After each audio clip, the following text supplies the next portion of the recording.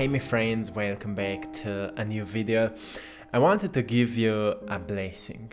May your life be filled with flow and free of suffering. You're about to overcome something you've been dealing with, and your mind and heart are opening. This is your confirmation that you're about to receive a long time wanting manifestation, and it's time for you to get ready. Start thinking like you're blessed, start acting like you're blessed, and start talking like you're blessed. This is something, where we start. We start in our mind, then we start in our words we use, and then we start with our actions.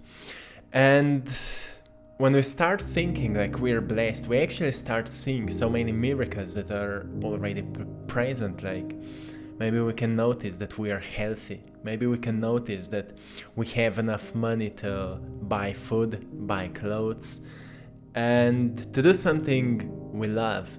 Maybe we have people around us that love us, or we love somebody. We have people that care about us, and we care about somebody. Even if it's just a pet, you care about that pet, and that pet cares about you. So we have many miracles present around us, but so often a tiny little problem can cause us so much of our attention that we forget about all other beautiful things. But the fact is that every time we choose to shift our moods from being in a state of fight or flight to getting into a state of gratitude, we'll be able to see the solutions more clearly, right? And that's why I want to give you this reminder today to start thinking like you're blessed. Because it doesn't matter through what you're moving through right now, there's always a solution. There's always a way to make things happen. And we all know that mindset is something we need to learn to master. Nothing else is more important than understanding the nature of our minds. So often we may find into that limited idea that we need to change ourselves. Maybe something is going wrong in our lives and we think like we need to change ourselves. But the truth is that we actually need to recognize the nature of ourselves, the nature of our minds, like how our minds work. If you pay attention to your mind is unique, it's yours. You don't need to change it. Of course, you can declutter it from the thoughts and beliefs that are not serving you to change your perception and perspective about life. But there's a unique part to your mind. It works uniquely for you. So, for example, when I'm thinking about my mind, in the past I've noticed that for me it's really hard to be present because I'm always kinda thinking about creative ideas. I'm kinda always open to new creative ideas. It's really easy for me to find a new way to solve a certain problem. So I was always like that. But when I've started studying Eastern philosophies about living in the present moment, I've noticed that it's for me almost impossible to accomplish that. Even though when I've learned through meditation to calm down my mind, rather than being in complete present moment, I've started experiencing really inspiring ideas, which could not just uplift my life, but actually life of others. That's where I've noticed that maybe it may be connected with my purpose. If there's such a thing as a life's purpose, what if this is my purpose? To use my mind for channeling ideas into this physical realm, so maybe they can uplift somebody's life. So nothing mystical here, just awareness over how unique our minds are. And when we notice the nature of our minds, we can start nurturing it the way that can be the most healthier for us, right? So we stop forcing things to change. We rather recognize how it is functioning. And we notice what can help us to maybe be more focused, more self-aware, more kind to ourselves, more compassionate. And how can we change the thoughts that are not serving us anymore for the ones that will serve us, that will help us to stay in more beautiful state of being, right? So understanding the nature of our minds is something that can help us to master our minds, to start using our minds as the tool for creating. Because mind is a tool for creating. If you don't know how to use it, you may be wasting a lot of your energy for the things which don't really matter. So this is something truly important to me.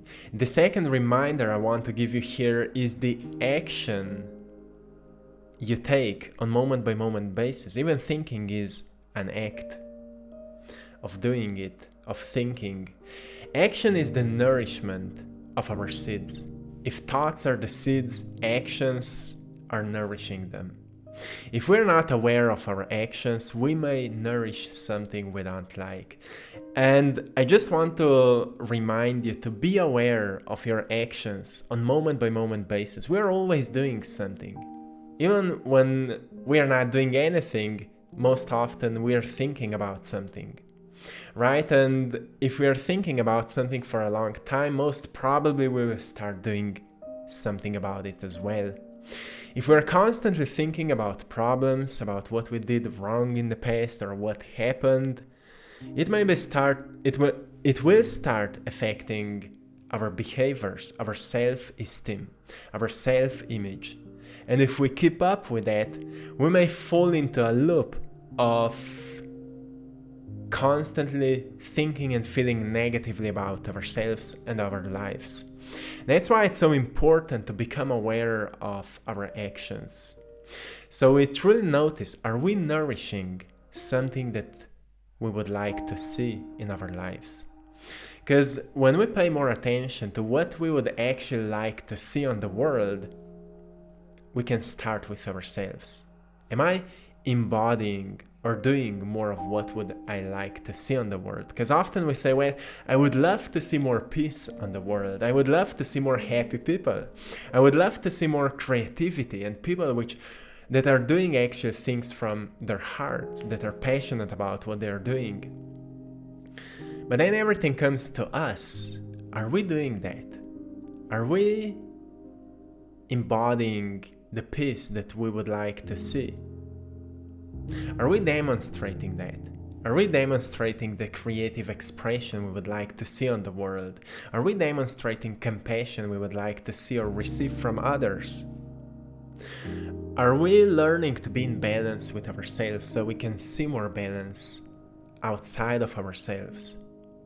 Because there's a lot of responsibilities in this. Often people wish things to happen, but not often people truly make things happen.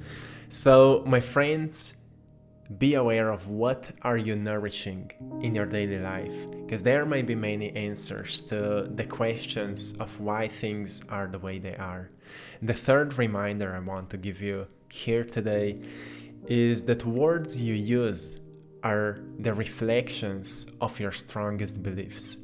And this is something truly powerful, because when we notice what words we are repeating the most frequently, we'll understand our deepest beliefs. When somebody asks you, how are you? And the way you answer it may come from your deepest beliefs. Or when somebody will ask you, why are you not doing what you truly love? Your answer may be a key to understanding of why your life is the way it is.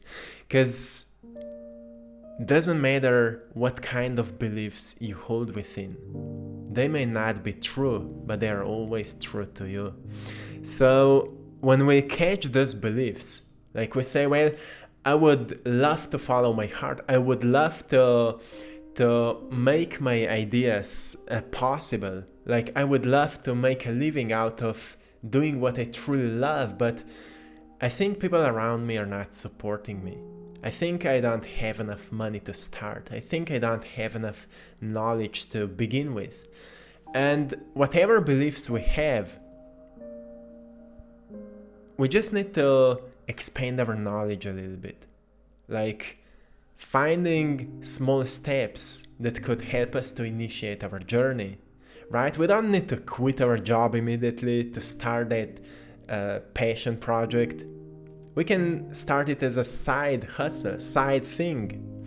But often people are not thinking about it that way because they think that the only way to make something possible is to go all in and to start, and you need to make results immediately. But it's not like that. Just catching our beliefs and slowly changing them by consistent repetition of learning something new that can help us to uplift our lives will actually help us to see our lives differently. And once we start to see our lives differently, we'll start to feel differently. The quality of the thoughts will determine the quality of emotions. And when we uplift our thoughts, we will uplift our emotions. And suddenly we'll start to see our lives completely differently. Suddenly we'll start to see opportunities and possibilities where before we've seen roadblocks and challenges. So be aware of the words you're using on moment by moment basis, because your words are the reflections of your strongest beliefs. And the fourth reminder I want to give you here is that you can always decide to share something that can not only uplift your spirit, but also the spirit of the world. Because we all know that when we share something beautiful with somebody, it awakens within us a sense of joy, a sense of happiness, a sense of care, a sense of love, a sense of compassion, a sense of gratitude. Because nothing is more beautiful than seeing somebody else being happy, right? Nothing is more beautiful than that. And if we become aware that we can actually do something about it to make somebody else's life more positive, maybe, it is a beautiful act. An act of kindness always sparks another. So, my friends, every single day, you can decide to share something with somebody that can uplift their spirits. And it will uplift your life as well, because it is actually one of our main purposes. To be, not just to be a light for yourself, of course, to enlighten your darkness, to meet your shadows and enlighten them, but to be a light for the world. To be your greatest version you can be, so you can share your light with others. That is something truly beautiful we can do, but often we forget about this. Often we think, well, I don't have followers that I would be able to share with them, something like that, or whatever we may come up with.